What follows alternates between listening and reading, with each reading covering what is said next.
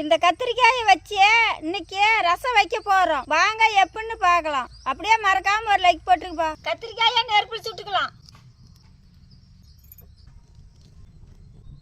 இதே மாதிரியே அழகான பட்டுப்புடவை வேணும்னா கீழக்கிற நம்பருக்கு மெசேஜ் பண்ணுங்கப்பா.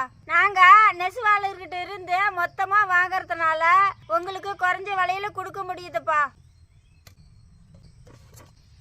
மரச்சாக்கெண்ணெய் ஊற்றிக்கலாம்.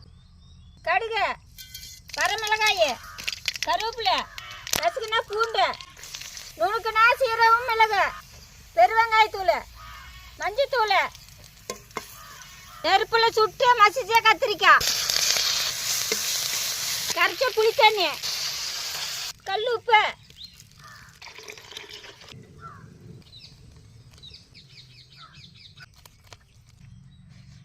ரசம் சூப்பரா இருக்குதுப்பா.